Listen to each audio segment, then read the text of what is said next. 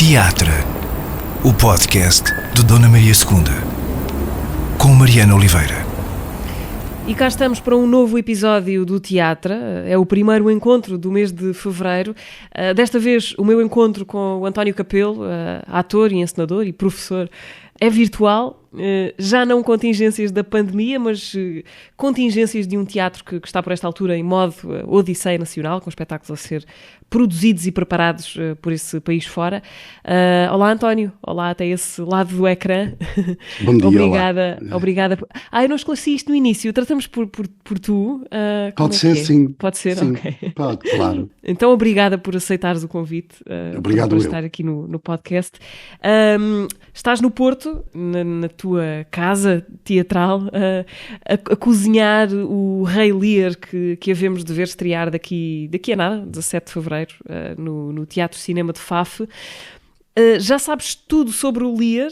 Ou há cantos, recantos, esquinas da personagem a que ainda te falta chegar como ator, neste momento? É um bocadinho estranho, porque cada vez que o lês, ou o relês, ou o dizes, descobres coisas. É como se o Lear fosse alguma coisa inatingível. O Harold Bloom, por exemplo, que é um crítico literário, diz que o texto dramático do Rei Lear está sempre aquém, quando posto em cena, está sempre aquém do naco de literatura que aquilo é.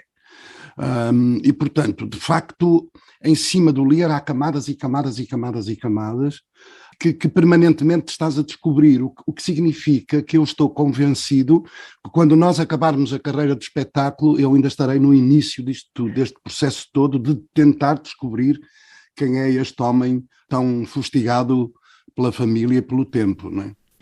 Consegues explicar onde é que estão essas camadas? Porque, apesar de tudo, a história, quer dizer, nós conseguimos descrever o que acontece em meia dúzia de palavras, o enredo é aquele, não muda, não é? Onde é que há onde é que se cavam essas profundidades em que não acabamos de conhecer o Lear? Fundamentalmente no universo muito individual que o texto tem, quer dizer, frequentemente o Lear é confrontado em cena com outras personagens, mas é como se ele vivesse, a partir do momento que é, de alguma maneira, repudiado pelas filhas, vivesse numa espécie de bolha que ele próprio não controla, e, portanto, o que acontece é que, dentro dessa bolha, dentro do seu universo tão individual, ele faz um percurso que vai da lucidez à loucura, passando por diversos universos e caminhos, e mesmo do ponto de vista teatral, a ideia da tragédia, porque não deixa de ser uma tragédia, mas que se cruza frequentemente com universos de comédia, com universos de farsa, e até, se quisermos, no espírito da história do teatro, com outros universos até posteriores ao próprio Shakespeare.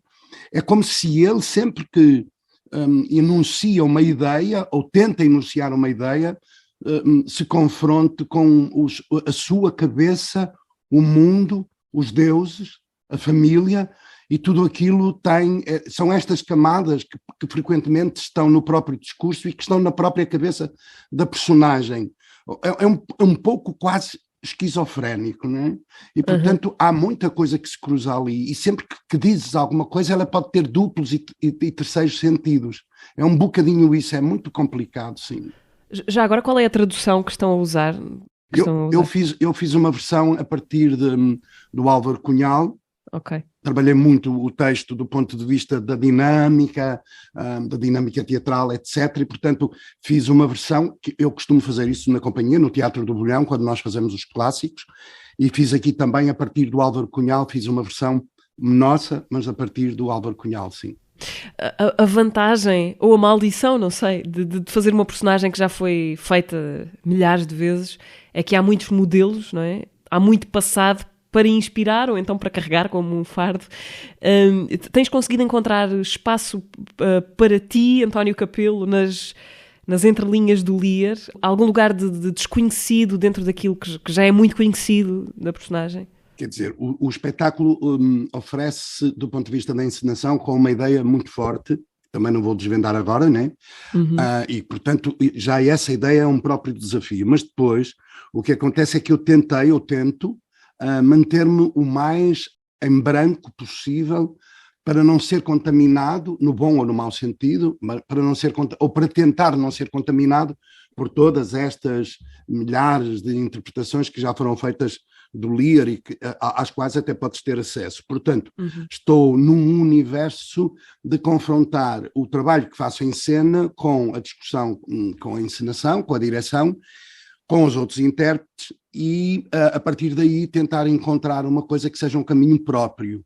É possível que ele se cruze de repente com outras coisas, porque já tudo foi inventado ou nada já se inventa, não é? Mas é um bocadinho tentar, a partir de uma folha em branco, construir alguma coisa em cima que faça algum sentido. Há Lears memoráveis para ti na tua vida de espectador? Tens alguma referência que seja marcante? Já vi alguns, sim, mas ultimamente não tenho visto nenhum exatamente por aquilo que acabei de referir. Sim. E, portanto, há o Laurence Olivier, enfim, há no cinema, há no teatro, há vários. E, portanto, é uma espécie de maldição também, não é? Porque, ao mesmo tempo, este é o meu quinto Shakespeare que eu faço como ator. A sensação que eu tenho sempre é que eu entro em cima do palco como se entrasse num ringue de boxe. E a ideia é que vou levar muita porrada. E é o que está a acontecer aqui também, não é? É a sensação que eu tenho nesta fase. É muito difícil descrever a cena como não seja apenas um espaço de martírio, não é? É preciso encontrar o espaço de redenção, e é isso que eu acho que nós andamos um bocadinho à procura. A partir deste martírio todo, ou deste sofrimento, né, conseguir encontrar os caminhos da redenção, e nesse momento talvez seja possível encontrar alguma coisa, mas para já andamos na luta e andamos na pancadaria, quase posso dizer. E esse trabalho de pesquisa ou de exploração, de descoberta disso que pode haver de novo numa personagem tão velha, esses espaços são sobretudo os ensaios? É aí que a magia acontece? Ou é em casa, na leitura, no teu trabalho mais íntimo e solitário como ator? São dois universos bem diferentes, quer dizer, enquanto o trabalho feito em casa é um trabalho muito solitário, é um trabalho evidentemente de criação, porque a criação é um ato solitário, e onde o texto respira de uma maneira muito mais suave, muito mais literária, onde as frases adquirem essas dimensões de que eu falo, e depois, quando o trazes para a cena, parece que entra um turbilhão, um frenesim da própria ação, que te turva tudo aquilo que fizeste em casa, e esta imagem que eu dava há pouco da pancada, do boxe, né, de levar pancada, tem um pouco a ver com isso, que é o trabalho que fazes em casa e como o confrontas depois sobre a cena e como é que ele resulta depois sobre a cena. E às vezes tu quase não tens tempo para refletir aquilo que estás a fazer, tal é o turbilhão dramático e da ação que sucede no texto, que não te deixa respirar, quase não tens tempo para respirar. E podes ir, como eu dizia há pouco também, da tragédia à comédia num segundo. E, portanto, é tudo muito intenso.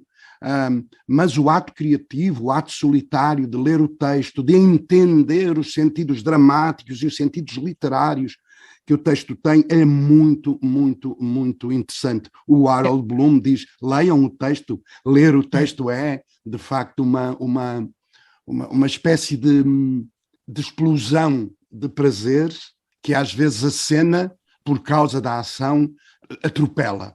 Não é? E, portanto, é preciso conseguir criar aqui um balanço que vá desde aquilo que eu consigo ler e fazer em casa àquilo que eu depois contamino na cena. O trabalho em casa é a musculação, não é? O ginásio, a preparação para o ringue. O ginásio mental, exatamente.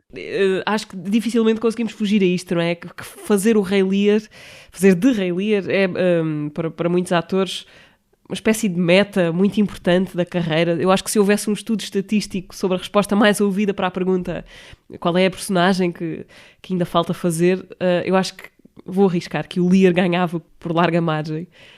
Tinha esse estatuto para ti ou não? Como se pudesse ser o papel de uma vida? Não, quer dizer, eu já fiz alguns textos e algumas personagens muito fortes, né? Eu já fiz o Édipo, do Sófocles, eu já fiz o Macbeth, do próprio Shakespeare, eu já fiz o Otelo também de Shakespeare, eu já fiz o Dom Juan, do Molière, eu já fiz o Tartufo, do Molière, portanto, há uma espécie de panóplia de personagens muito marcantes na própria história do teatro, que eu já fui, de alguma maneira, experimentando. O Lear é mais um desafio.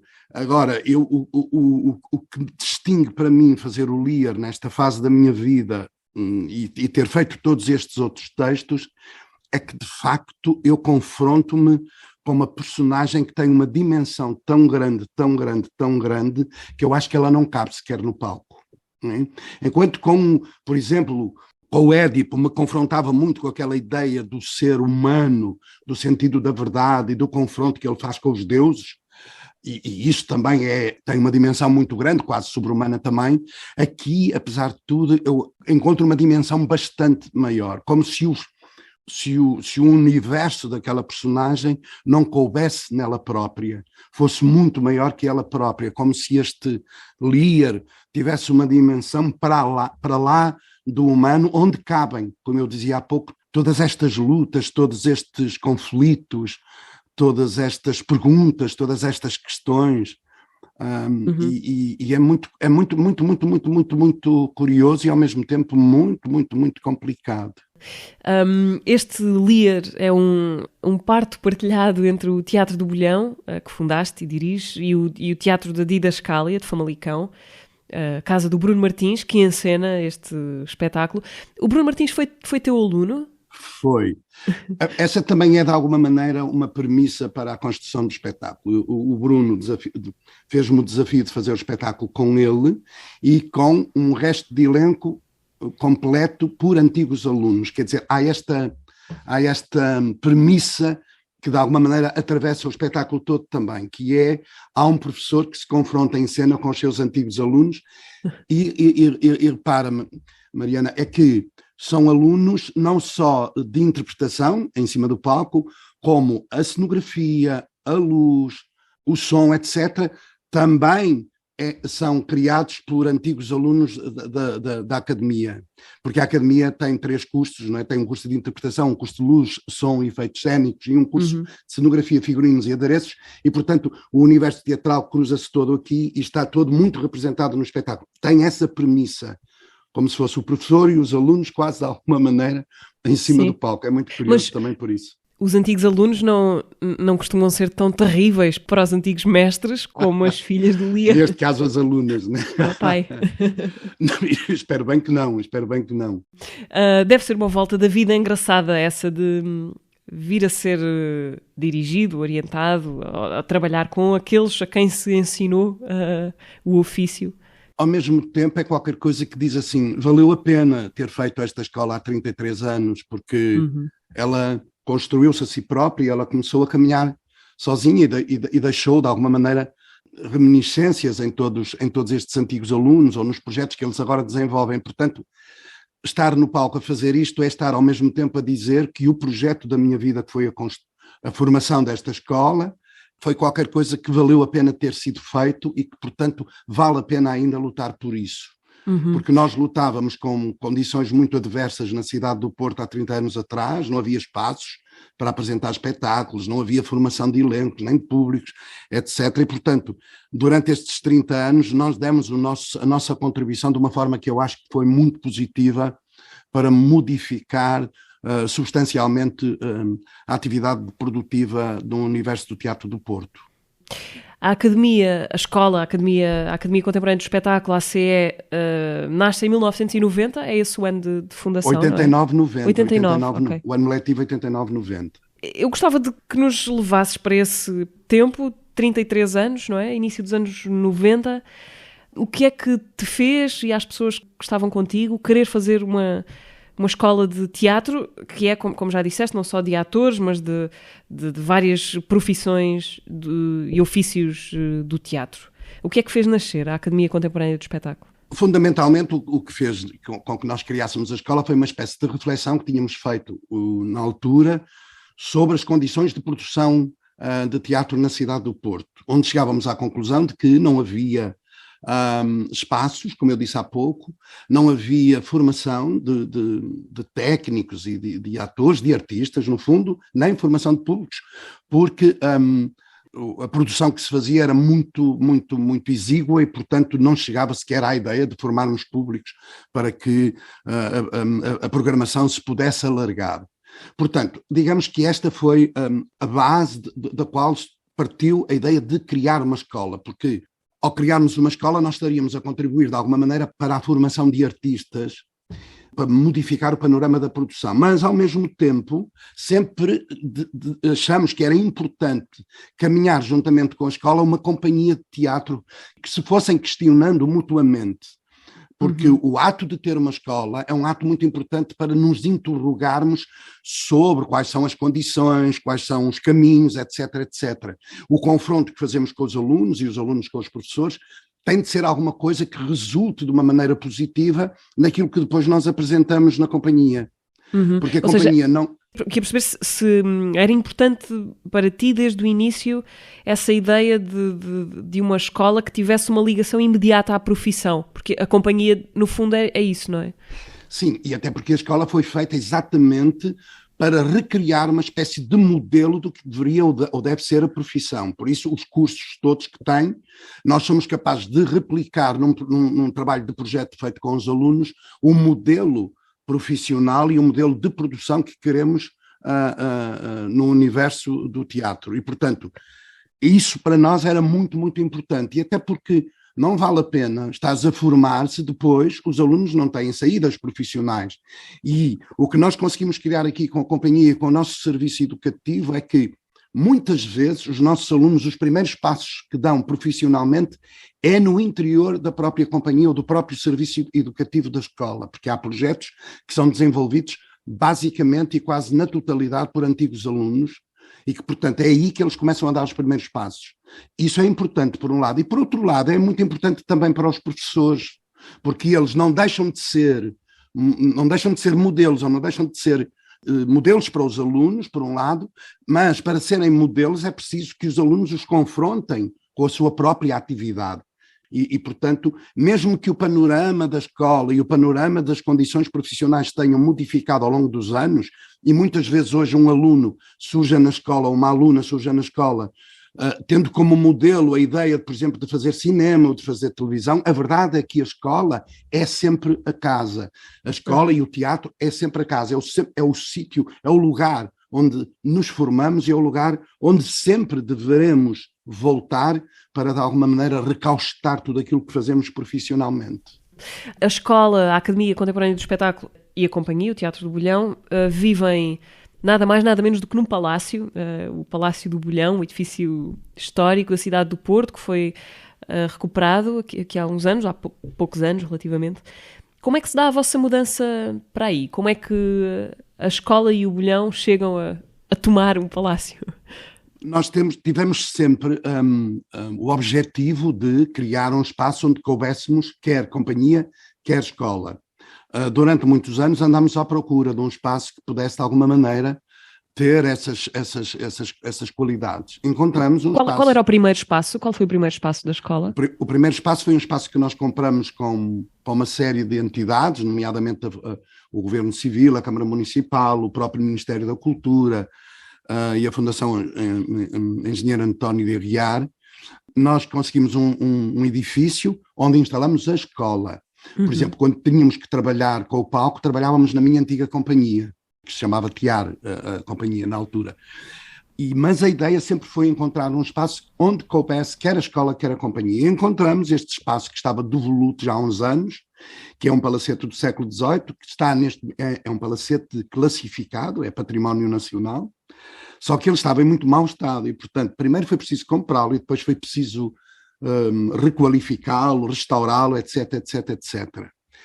Foi uma caminhada muito longa, muito dolorosa, como tudo em Portugal, é tudo muito difícil, mas hoje eu acho que nós poderíamos ser um modelo para outras coisas que podiam ser replicadas no resto do país.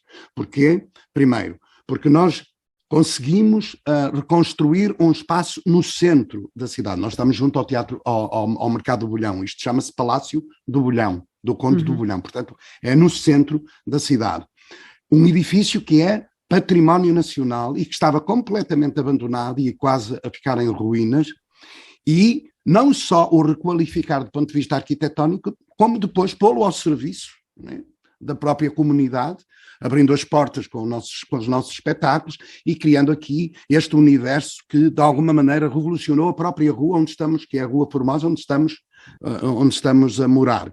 Portanto, há aqui vários elementos que se cruzam. Portanto, o nosso lado de promotores que têm, de alguma maneira, uma consciência social, que acham que os espaços das cidades não podem nem devem ser abandonados, pelo contrário, devem ser habitados, vividos, vivenciados, e, portanto, a ideia de que este edifício era fundamental para nós por causa disso, porque nós encontramos outros nas margens, nas fraldas da cidade, mas este tinha esta particularidade e, portanto, ao mesmo tempo estamos a dizer que para nós é fundamental também contribuir para a dignificação da própria cidade, da própria urbe, do espaço onde que habitamos na cidade, por um lado. Por outro lado, pôr isto ao serviço da comunidade, mostrar o espaço e pô-lo a viver e a trabalhar e a existir todos os dias e não só de vez em quando, não é? O Porto, tal como outras cidades nos últimos anos, tem sofrido uma pressão muito grande, sobretudo no centro. Como é que vocês vão navegando nesse mar tempestuoso aí à volta, no centro de uma cidade que mudou muito também nestes últimos anos? É muito curioso que às vezes tem uma espécie de imagem retirada do Asterix, né? Daquela aldeia gaulesa, né? Que resiste e resiste e resiste.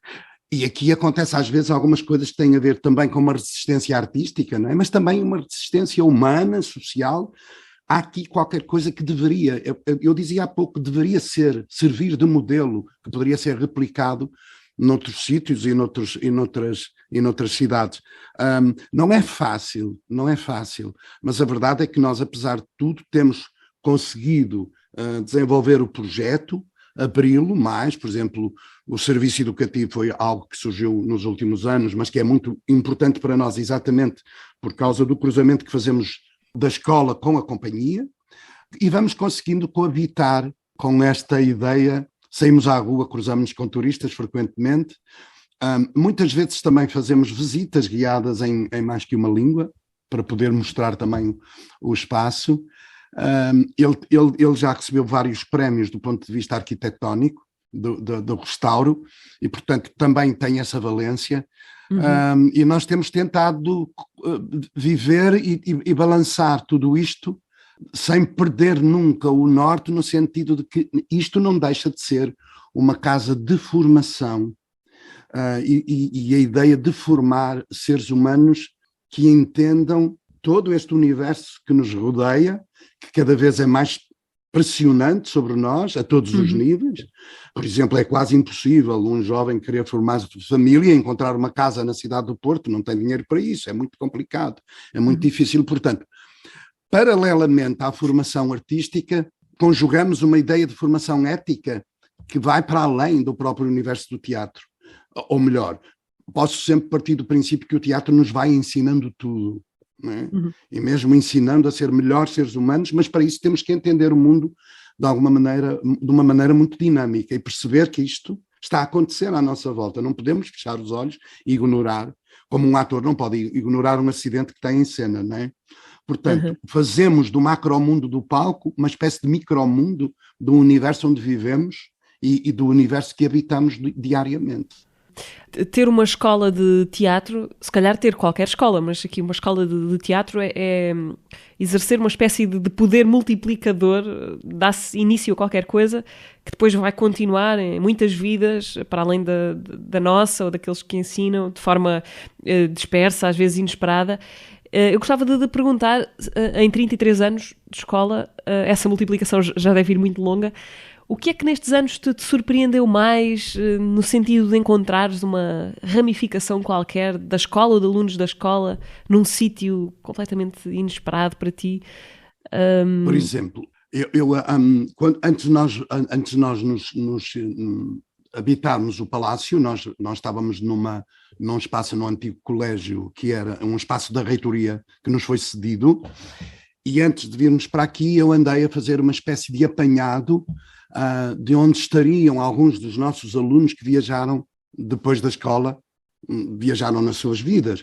E fui encontrar, por exemplo, uma aluna a dirigir no campo de Jenin, no campo de refugiados em Jenin, na Palestina, a dirigir uma escola e uma companhia de teatro. Fui encontrar alunos no Brasil a trabalharem como atores ou como professores. Em Londres, em Paris, em vários sítios do mundo, em Macau, em vários sítios do mundo fui encontrando alunos espalhados e começar a perceber que a escola, a partir de determinada altura, é bastante maior que nós, não é? Ganhou uma outra vida, foi para além de nós, viajou para além de nós. Eu, aliás, fazia uma campanha que dizia, pedia a esses alunos que tirassem uma fotografia para dizer eu fui à CE, ou eu sou à CE, mas eu estou na Palestina, ou estou no Brasil, ou estou em Macau, ou estou em Londres, ou estou em Paris, enfim, por todo o lado. E, portanto, o que mais me espantou é como, do nosso pequeno universo quase familiar, porque a escola às vezes tem um universo muito familiar, se criaram mundos que foram viajar pelo mundo fora. E hoje acontece muito frequentemente nós irmos a um teatro municipal, em Faro ou noutro sítio qualquer, e encontramos equipas de técnicos formadas por antigos alunos da escola, e isso é muito, muito, muito, muito frequente. Não, ou quando fazemos um espetáculo de rua e os municípios nos contratam uma equipa de som, por exemplo, de repente confrontamos que aqueles técnicos de som foram todos formados na academia e, portanto, é muito gratificante percebermos que a escola, de facto, cresceu para além de nós e fez um caminho e há de continuar a fazer esse caminho. Porque nós vamos passando, nós não podemos permanecer agarrados à ideia. Eu, por exemplo, praticamente já não dou aulas, né? A direção de curso que eu fazia de interpretação há já uns anos, que já não sou eu, é um antigo aluno que já faz isso, né? Há muitos professores nossos que foram nossos alunos, portanto, nós investimos também na formação deles pós-academia para que eles pudessem voltar e continuassem a trabalhar connosco. É como se nós nos alimentássemos a nós próprios, porque havia muito pouca gente formada em Portugal, né? E, portanto, a nossa professora de voz foi nossa aluna no primeiro ano e a nossa professora de voz há mais de 20 anos. Portanto, e não deixam de estar, nunca queremos que os nossos professores deixem de estar ligados à profissão, porque, como eu dizia há pouco, devem continuar a ser modelos para os nossos próprios alunos. E, portanto, esta ideia de que a escola se foi alimentando a si própria, mas foi caminhando por si própria, é alguma coisa que eu acho que é muito valiosa e que não pode perder-se, porque se nós ficássemos agarrados à ideia de que isto era nosso ou só nosso, isto morreria connosco e não pode, isto tem de continuar depois, não é? E tem muito por onde andar. Justamente eu gostava de perceber isso, se existe em ti essa preocupação de que este projeto não seja uma coisa unipessoal, ou seja, que perca o seu sentido ou a sua orientação quando um dia já não estiveres ao leme da embarcação. Tens essa preocupação? Muito. Tenho essa muito, muito, muito, muito presente. Como eu dizia há pouco, por exemplo, eu já não faço a direção de curso, eu já dou muito poucas aulas, porque a ideia é de facto que vamos encontrando pessoas que possam vir a substituir-nos e continuar o projeto, porque ele é muito maior que nós e há de continuar, sim. Sim, tenho isso muito, muito, muito, muito presente. António, eu gostava de sair da escola agora para voltar um bocadinho lá mais para trás. Começas a fazer teatro depois do 25 de Abril. Já era uma vontade tua ou és puxado para o teatro por pessoas à tua volta? Porque estavas a estudar filosofia, não é? Na faculdade. Exatamente. Não, o que aconteceu o que aconteceu foi o 25 de Abril, que mudou tudo. Não é? Foi uma grande coisa que aconteceu. Exato. Sim. Portanto, o que aconteceu é que o 25 de Abril surge uma semana depois de eu ter feito 18 anos, que eu acho que é a idade ideal para se viver uma revolução, não é? E, portanto, o que aconteceu a partir dali foi um turbilhão de coisas que me colocaram perante uma série de perguntas sem encontrar respostas. Eu experimentei tudo.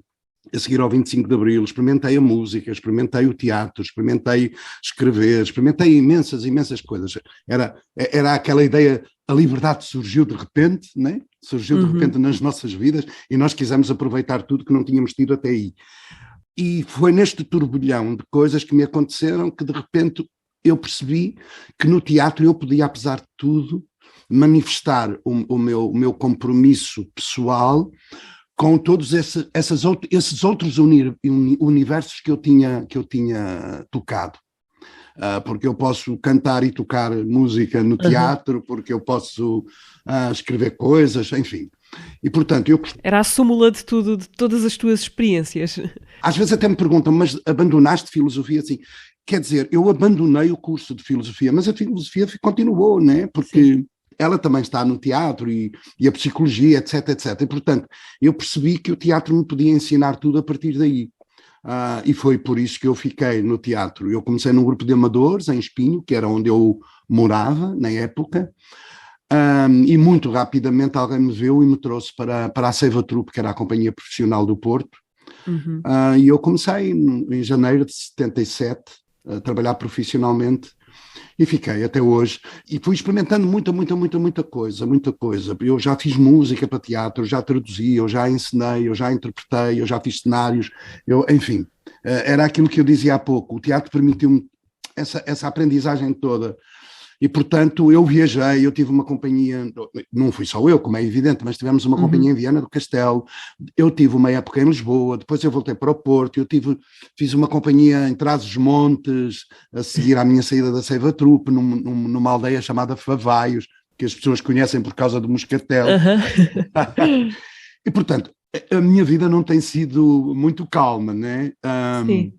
Mas desde que criei a escola, como eu dizia há pouco, é uma espécie de objetivo de vida, ou projeto de vida, se quisermos, de alguma maneira tudo isto acalmou um pouco mais, né? E esta ideia de criar também a escola, de criar depois a companhia juntamente com a escola, também me foi absorvendo. E agora está tudo, digamos, às vezes eu penso, será que está tudo feito ou falta fazer alguma coisa? Falta sempre fazer alguma coisa, não é? Na nossa vida tem que faltar sempre alguma coisa, mas eu agora também tenho uma casa no campo e, portanto, também planto coisas e não deixo de estar ativo a esse nível, porque a pior coisa que pode acontecer quando chegamos a uma determinada idade é acharmos que a vida acabou. Uhum. Não pode acabar, nós temos sempre que ter objetivos, nós temos sempre que ter pequenas coisas, nem que sejam muito pequenas, mas temos que ter objetivos de coisas para fazer, seja o que for, por muito pequena que seja, tens de estar ativo, tens de te manter ativo, a tua cabeça continua ativa, o teu corpo continua ativo, e enquanto eu tiver vida para isso, eu é de continuar cá, sim. Nesses anos, nesses primeiros anos, logo a seguir ao 25 de Abril, que coincidem com o início da tua vida adulta, não é? O fazer teatro ou seja, não estava desligado do fazer parte daquele grande movimento social, cívico, de transformação de um país, de construção de um país. Fazer teatro foi também a tua forma de fazer parte disso que estava a acontecer? Sim, grande parte das minhas preocupações sociais e políticas também advém do facto de o teatro me levantar questões permanentemente e, portanto, de eu tentar entender o mundo e perceber que eu também deveria ter um espaço na minha própria vida, socialmente, que se manifestasse de alguma maneira. E o teatro também é isso. Eu continuo a achar que muitas vezes o teatro também é um ato político. A palavra política está muito enfim, muito mal utilizada ultimamente e está muito atirada para as ruas da amargura. Mas a verdade é que tu podes ser um ser político, um ser ativo politicamente, no bom sentido da palavra, não é? E, portanto, tudo o que fazemos podem ser atos políticos e nós não devemos estar desligados dessa nossa função que é tão importante para nós e para os outros. E o teatro ajuda a isso muito. E não foi só a seguir ao 25 de Abril, continua a ser, não é? Ou seja, depois de passar esse grande ímpeto de transformar e de fazer parte dessa revolução que começou no 25 de Abril, depois essa vontade não esmoreceu, de certa forma, não te aconteceu, passado alguns anos, dares por ti a questionar, esta parte já está feita. Valeu a pena, e agora, né? Sim. Sim, isso é permanente, né? Essa questão de que valeu a pena, andamos aqui a fazer, para quê isto, os públicos não aumentam, os apoios à criação não aumentam, há anos que lutamos por isto, há anos que lutamos por um sindicato, há anos que lutamos por isto, eu já fui dirigente sindical também, portanto, mas sempre que eu paro e penso um bocadinho, eu chego à conclusão que apesar de tudo, as coisas foram evoluindo muito pouco. Nós temos sempre o problema de que este é o nosso tempo, nós vamos viver neste tempo, esta é a nossa vida, nós não temos outra. E, portanto, nós queremos sempre que na nossa vida aconteça aquilo que nós idealizamos como ideal. Mas os criadores, quando criam, nunca conseguem atingir, no seu ato prático da criação, nunca conseguem atingir aquilo que eles próprios imaginaram. Quer dizer, quando vais fazer um espetáculo, tu imaginas coisas, e quando o queres pôr em cima de cena, essas coisas estão sempre aquém daquilo que tu imaginaste. Era o mesmo que dizia o Harold Bloom da ideia de ler o Lear, né? Tu, quando lês o Lear, imaginas coisas que estão sempre para lá daquilo que tu depois consegues ver. Porquê? Exatamente porque a tua imaginação é maior que a tua capacidade de fazer. A tua capacidade de imaginar é maior e, portanto, tu vives sempre este dilema, seja na vida, seja na arte, mas vives sempre permanentemente este dilema que é: eu não sou capaz de fazer aquilo que eu imagino que seria capaz de fazer. Eu, quando ouço a minha voz, ela está muito longe daquilo que eu imagino que a minha voz seria, não é? Ou é. Portanto, tu tens que te confrontar com isto, e o artista tem que se confrontar com isto, e quanto mais rapidamente conseguires ultrapassar isto, mais rapidamente tu consegues ser criador ou criativo, que é tu conseguires viver com as tuas próprias incapacidades ou limitações. Porquê? Porque tu estás permanentemente a querer voltar a fazer, porque agora talvez tu vais conseguir, e talvez tu vais conseguir, e talvez tu vais conseguir. E has de acabar a tua vida sem teres conseguido atingir isso que a tua imaginação te propõe. Mas é isso que te faz andar. Mas então o caminho é o de certa maneira, aceitarmos ou vivermos apaziguados com essa limitação, ou, apesar de saber que é uma limitação, não deixar de perseguir? Não deixar nunca de tentar alcançar alguns objetivos que estejam para além dessa própria limitação. Agora, tens de ter a capacidade de entender que isso é humano, que é assim.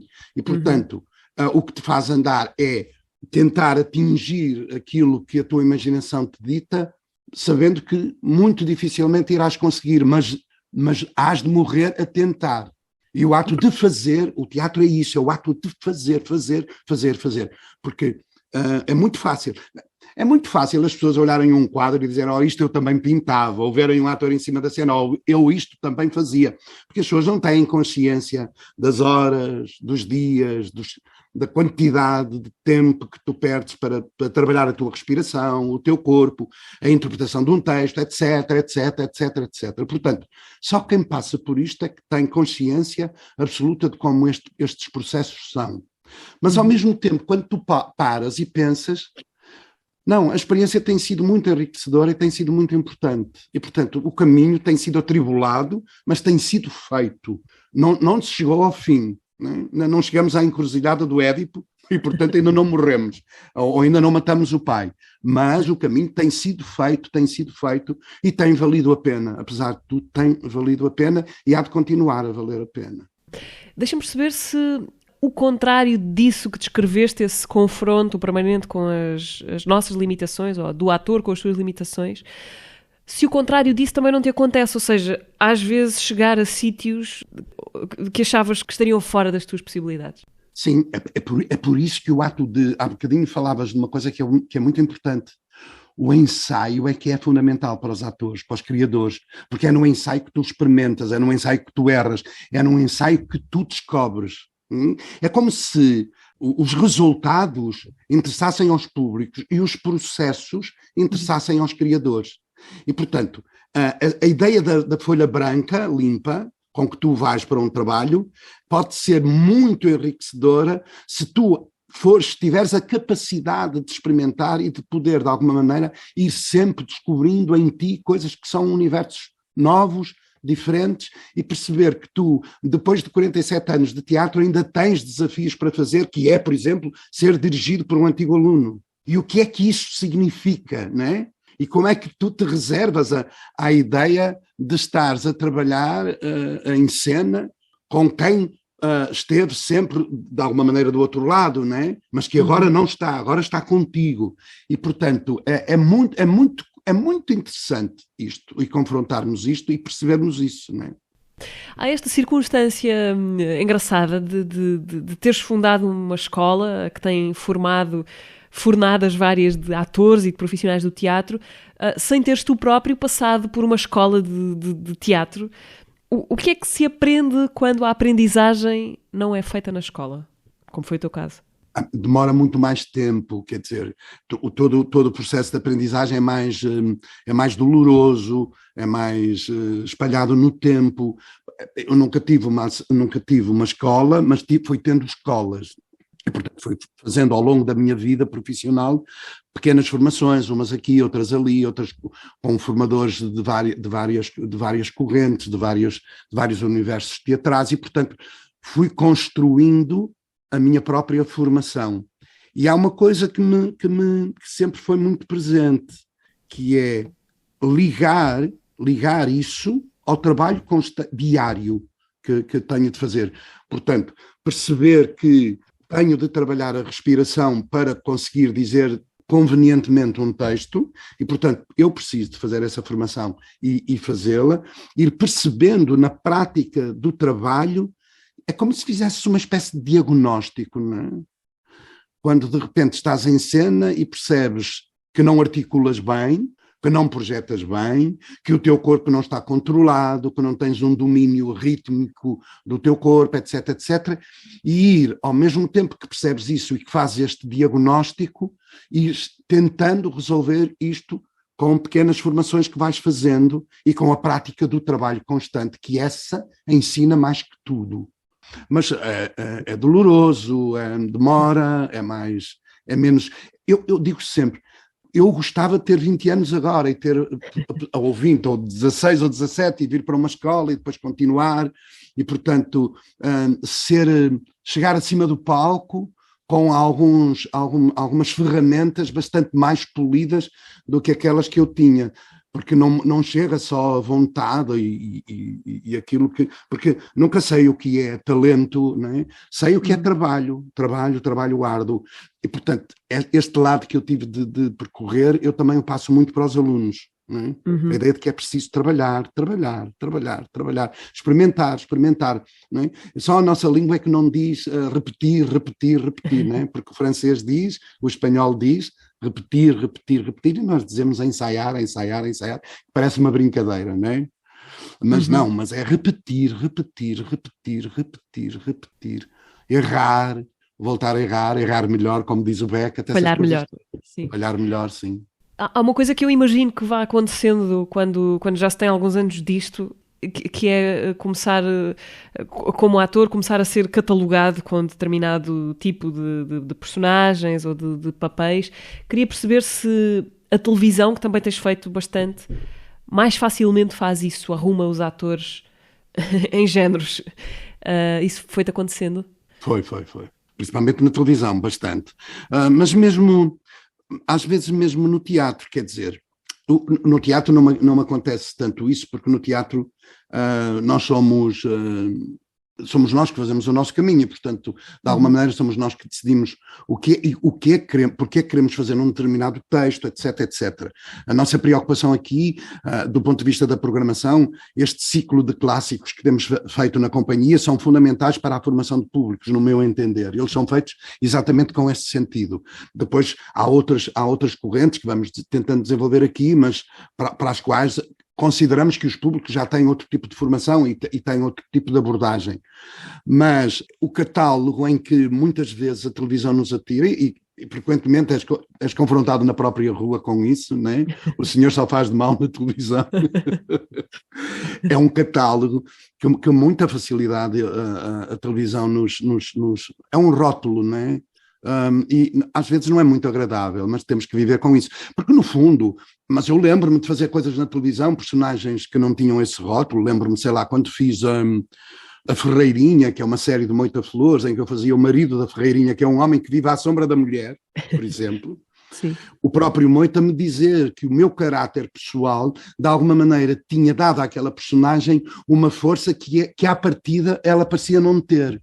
É porque nós também vamos contaminando de alguma maneira os nossos personagens, não é? Não é só, nós não somos necessariamente maus ou bons, e nós sabemos isso claramente. As pessoas não se rotulam entre maus ou bons, as pessoas são mesclas de um universo muito mais amplo, e, portanto, mesmo quando te dá um rótulo de mau na televisão, tu tentas sempre encontrar caminhos que tentem dar... Eu lembro-me, sei lá, de fazer um personagem que batia desalmadamente na mulher, E eu achava que era importante fazer isso, porque era importante que se falasse da violência doméstica, não é? E, portanto, há esse lado também que às vezes é muito forte e que nos marca também socialmente, não é? Porque nós, às vezes, fazer um produto que muita gente considera menor do ponto de vista artístico, podes usar outras ferramentas e atingir outros públicos para falar de algumas coisas que também são importantes, não é? António, fazemos aqui uma pequena pausa de 1 minuto para recapitular o episódio anterior do Teatro. Conversámos com o Hugo van der Ding. O humor, para mim, é um veículo de outra coisa qualquer. Não é uma finalidade em si mesmo. Os cartoons é uma graça, uma brincadeira das redes sociais que cresceu do controlo, mas continua a ser a minha brincadeira. Eu cresci com uma realidade estranha, que era, em Portugal, a maior parte das pessoas achava que eu era estrangeiro, e depois vou para a Holanda, onde sou de facto estrangeiro, onde a maior parte das pessoas acha que eu sou de lá. Ainda me acontece essa coisa engraçada de estar no aeroporto de Lisboa e falarem comigo em inglês e entrar num avião da KPLM e falarem comigo em holandês. O curso de Direito era um bocadinho secante. Não era completamente secante, eu acho interessante mesmo. Tenho essa capacidade, coitadinho, de achar interessante tudo aquilo que estiver a fazer na altura, mesmo que seja uma pessoa. Era sempre muito cansativo, não é? Estar nas aulas, tentar prestar atenção e não conseguir, porque tudo aquilo era, sabe, canto não sei o quê, canto primeiro, canto primeiro. Canto primeiro. Tenho um fascínio enorme por desmontar as palavras, desmontar os segundos sentidos. Eu acho muita graça fazer trocadilhos com a língua. Estás a ver? Eu já perguntei ao Pedro quantas peças é que preciso de fazer para poder dizer que sou ator. E o Pedro respondeu uma. E portanto agora já posso dizer também que sou ator. Ando a sentir muito a vontade, de facto, o vento do norte ou do sul, de voltar a levantar a âncora e zarpar. Sair, conhecer, viajar, bazar. Ando mesmo com muita vontade. Foi assim no episódio passado do Teatro com o Hugo van der Ding. Podem ouvir no Spotify, YouTube, SoundCloud, Apple Podcasts e Google Podcasts. António, gostava de te pedir de levar desta conversa uma pequena sugestão, qualquer coisa que gostasses de partilhar com quem nos ouve. Eu gostava muito de pedir às pessoas que continuassem a encher os teatros e que voltassem a encher os cinemas, que percebessem de pós-pandemia que de facto este lado imaterial das nossas vidas é tão importante como o lado material das nossas vidas. Vejam teatro português, vejam cinema português, encham as salas, desfrutem e de alguma maneira contribuam para que nós, que somos os criadores, possamos evoluir o nosso trabalho, porque vocês continuam a ser exigentes e cada vez serão mais exigentes connosco.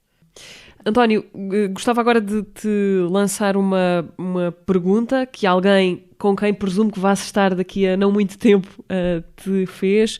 É o Bruno Martins, que encena este Lear, e que gravou para ti uma pergunta, e é a seguinte. Olá, Capelo, podia ter-te feito esta pergunta nos ensaios, mas segue agora aqui. E é o seguinte: dos 30 anos enquanto professor e diretor de uma escola, quais foram os principais ensinamentos que te ofereceram os teus alunos e alunas? É uma pergunta muito curiosa, porque temos por hábito dizer que o ato de ensinar é um ato dinâmico e dialético, que tem dois sentidos, e, portanto, há uma coisa que os meus alunos me ensinaram sempre, é não ser passivo, não poder ser passivo. Portanto, o ato de tu olhares para os alunos e perceberes que há ali zonas de criação que é preciso descobrir, obriga-te também a ser muito ativo com eles.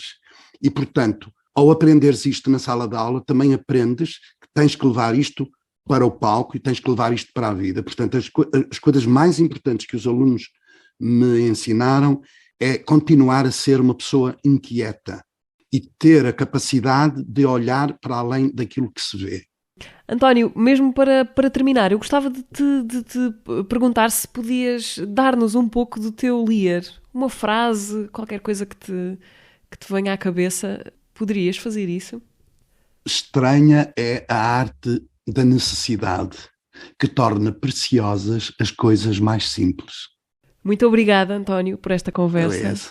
Boa sorte para o combate quando subires ao ringue no dia 17 de fevereiro, é a primeira data do LIR, que depois vai ter várias outras pelo país, na Odisseia Nacional do Dona Maria II. Obrigada, António. Obrigado eu. O teatro regressa daqui a 15 dias. Podem até lá ouvir-nos e subscrever o podcast do Dona Maria II no Spotify, YouTube, SoundCloud, Apple Podcasts e Google Podcasts. Obrigada.